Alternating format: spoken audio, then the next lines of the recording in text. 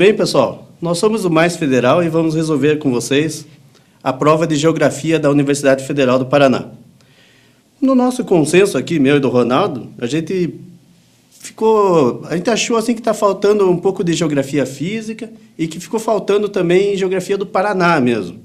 Mas, de forma geral, gostamos da prova. É uma prova que não está nem tão difícil, nem tão fácil. É o que deve ser cobrado mesmo. Vamos à primeira questão. Questão de número 28. Ela trata ali sobre o conceito de fronteiras, talvez possa até ter confundido o aluno com o conceito de limite, mas foi uma questão relativamente fácil. O aluno, sabendo certinho o conceito de fronteira, ele iria eliminando as alternativas ali e ia chegar na verdadeira facilmente.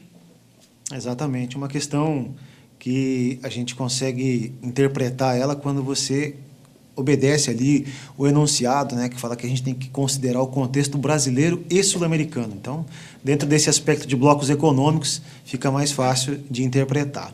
A próxima questão, a questão número 29, tratava sobre um tema de geopolítica, tá? As mulheres curdas ganhando destaque internacional. Então, os curdos são aquela etnia sem um Estado soberano, e estão localizados no Oriente Médio, entre vários países, né? Turquia, Síria, Irã, Iraque, principalmente, são citados esses países na questão, e por serem uma etnia sem pátria, né, ficava mais fácil a interpretação da questão. A questão fala sobre elas combatendo o Estado Islâmico, que é o Estado Islâmico assim até mais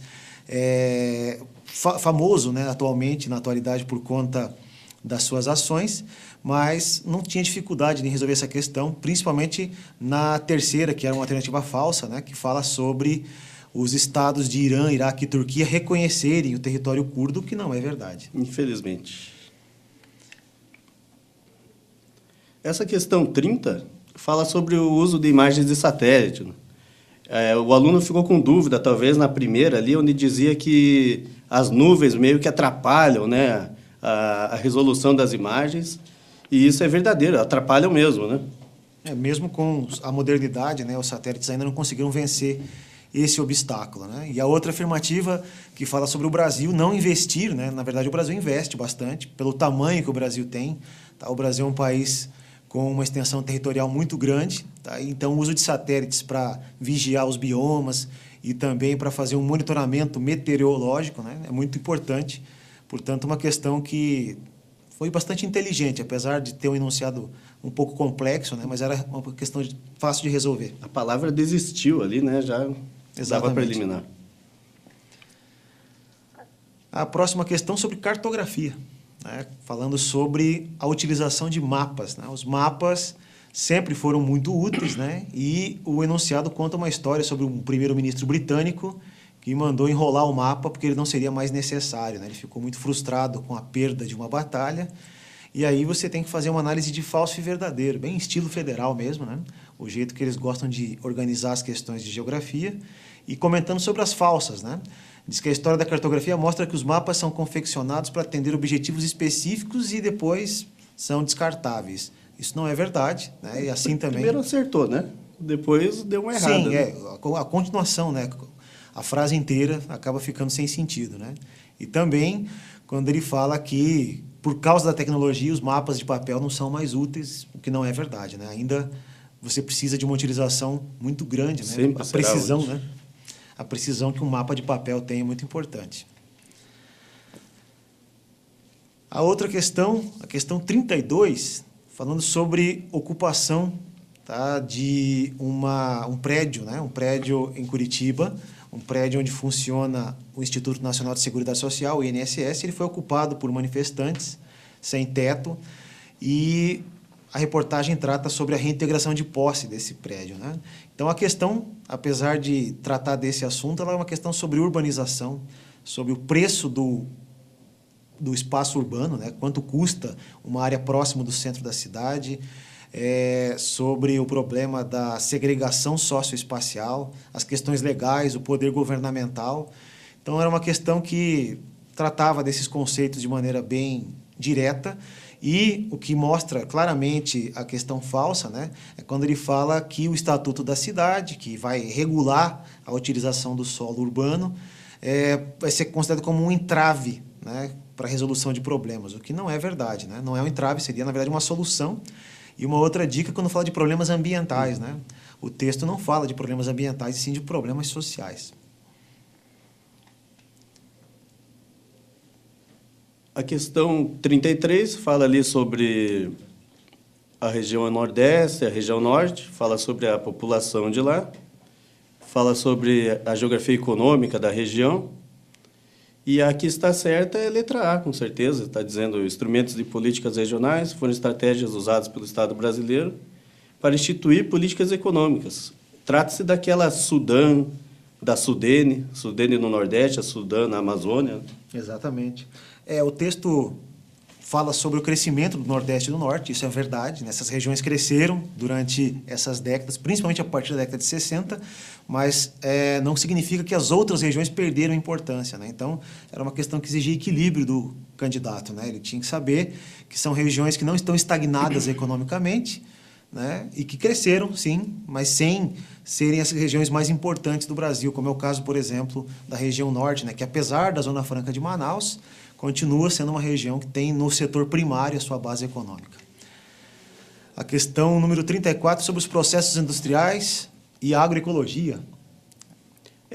A agroecologia é um termo bem contemporâneo. No Brasil, ela começou ali na década de 90, e a questão acerta, até falando nisso, ali na alternativa C, quando ela diz que a agroecologia está se revelando como uma opção para a produção de alimentos saudáveis, mas a sua produção ainda é inferior à produção convencional, porque no mundo todo, se a gente pegar todos os países do mundo todo, são poucos países que ainda utilizam a agroecologia. A maioria deles ainda é da produção convencional. Exatamente. A questão 35, né, uma questão clássica sobre clima, o El Niño, um assunto que a Federal fala com bastante frequência, e mais uma vez ela traz o tema El Niño, que é o aquecimento das águas do Oceano Pacífico, né? Então, a primeira frase do texto diz que é um evento de teleconexão oceano-atmosfera. Então, isso é muito importante, né? Isso vai causar um efeito climático na região, principalmente na América do Sul. Então, a única alternativa realmente que você consegue ver uma informação completa é a letra B, né? Que fala sobre ela ser uma variabilidade natural. Então, o El Niño é um fenômeno natural, tá? Que acaba causando mudanças climáticas, e ele pode estar sendo intensificado hoje pelo efeito estufa, mas ele não é causado pelo efeito estufa, né? Então, isso eliminava a letra A, que fala sobre o efeito estufa. Se você observar também, né, a letra C fala sobre atividade sísmica, teleconexão oceano-atmosfera, né, elimina essa questão de abalo sísmico, né? Terremotos, tsunamis não vão gerar maior ou menor intensidade do El Niño. E também a situação citada na letra E sobre o semiárido nordestino, né? O clima é naturalmente semiárido no Nordeste por uma série de fatores, tá? Não é o El Niño que faz com que ele ocorra, né? O El Niño, na verdade, intensifica o semiárido.